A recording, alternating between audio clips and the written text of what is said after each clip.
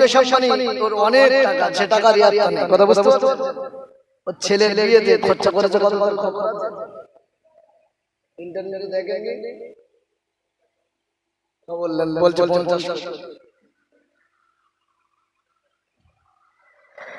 কত টাকা খরচ করেছে রিয়াদ। কেউ বলতে 500 কোটি, কেউ বলতে 600 কোটি, কেউ বলতে 1000 কোটি। আল্লাহ বেহতার ভালো জানেন, কথা বুঝতে পারছেন? আল্লাহ দিয়েছে তাই, এই অপচয় ঠিক কথা বোঝা বলেন। তার পাশে কত গরিব বস্তি এলাকার মানুষ আছে যারা খেতে পায় না, বড় বড় ব্যক্তিদেরকে এনে সেলিব্রিটি করে বিয়ে শাদী গান বাজনা এগুলো ইসলাম প্রমোট করে, আর ওদের দেখেই আমাদের কিছু ছেলেরা শিক্ষা নিচ্ছে, কথা বলেন, ওদের থেকে আমাদের কিছু ছেলেরা শিক্ষা নিচ্ছে না, ওদের থেকে নয়। মুকেশ আম্বানি বলে, নীতা আম্বানি বলে, অনন্ত আম্বানি ছেলেরা বিয়ে হচ্ছে। রাধিকা এই মেয়েটার নাম, বুঝতে পারছেন? এদের থেকে শিক্ষা না, আমাদের আখিরাত, আমাদের আকা নবী মুহাম্মদুর রাসূলুল্লাহ। আমি যা বক্তৃতা করেছি এই সময়ের ভিতরে অপচয় করা যাবে না, আহলে বায়াতের মুহাব্বত করে, কথা বুঝতে পারছেন? কথা বোঝাতে পারছি?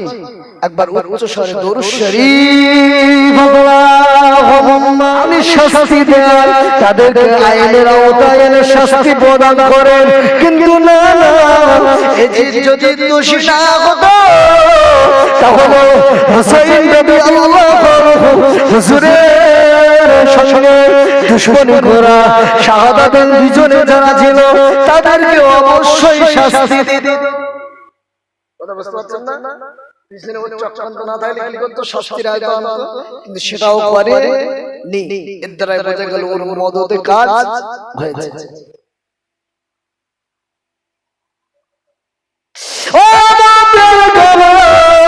আমি আপনাদেরকে বলছিলাম আল্লাহ নবী হযরত আব্বাসের কাছে যে শিশিরটা দিয়েছিলেন আম্মা উম্মে সালামা রাদিয়াল্লাহু আনহা কাছে যে মাটির ঢিলাটা দিয়েছিলেন আল্লাহ নবী বিবি আমাদের আম্মা জান স্বপ্ন দেখতে পারলেন। আল্লাহ নবী দাড়ি মোবারকে কাদা মাটি লাগা, আল্লাহ নবী চুলগুলো উস্কো খুশকো, আল্লাহ নবী মনটা খারাপ।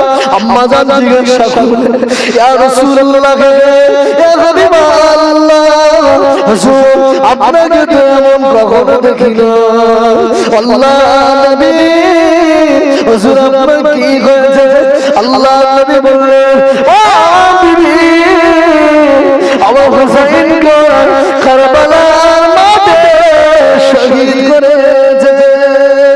একই সময়ে ইবনে আব্বাস স্বপ্ন দেখলেন আল্লাহ নবী দাড়ি মোবারকে কাদা মাটি লাগা, চুলগুলো উস্কো খুশকো, আল্লাহ নবী মনটা খারাপ। ইবনে আব্বাস স্বপ্ন দেখলেন, ইবনে আব্বাসকে নবী বললেন ও ইবনে আব্বাস, কারবালা মানে ওরা হুসাইনকে শহীদ করে দিয়েছে। আল্লাহ নবীর ভবিষ্যৎবাণী মাটি লাল হয়ে গেছে, শিশের রক্তে লাল হয়ে গেছে। ওরা বুঝতে পেরেছে মদিনাতে প্রচার হয়ে গেল, আলোচনা হলো, ইমাম হুসাইনকে ওরা শহীদ করে দিয়েছে। আহা, এই যে নির্দোষ এদের কাছে নিয়ে যাওয়া হলো, ছড়ি দিয়ে ইমাম হুসাইনের ঠোঁট মোবারকে খোঁচা যাচ্ছে। কত নিকৃষ্ট ছিল জানেন?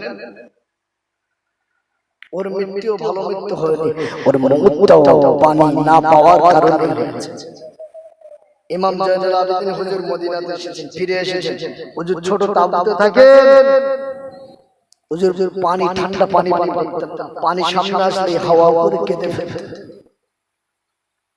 তৃপ্তি ভরে পানি পান করতেন।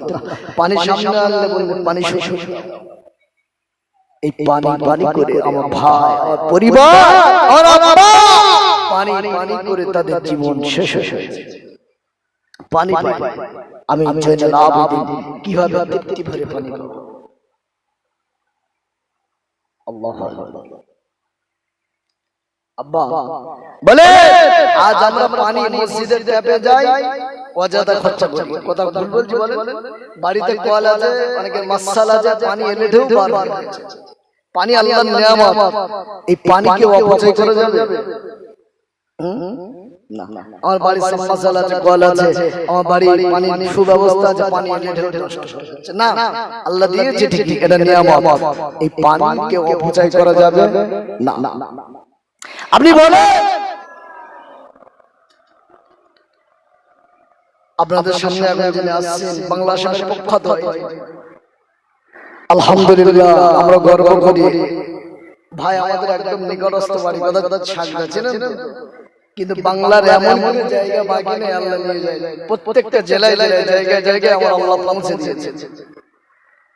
আমার বড় ভাই খুব মহব্বত আল্লাহ আমাদের ভিতরে, আলেমদের ভিতরে একতা প্রয়োজন আছে না? হুজুর এসেছে আলহামদুলিল্লাহ, আমিও মানে খুব খুশি। ওই খুশির একবার তাকবীর হবে কি? হুজুর বয়ান করবে তো এখন শুনবেন না? একটু খুশির তাকবীর দেন তো, নারে তাকবীর, নারে তাকবীর। জনাব হযরত মাওলানা রবিউল ইসলাম শাহ, জনাব হযরত মাওলানা রবিউল ইসলাম শাহ, নারে তাকবীর, নারে তাকবীর। দরুদ শরীফ আল্লাহুম্মা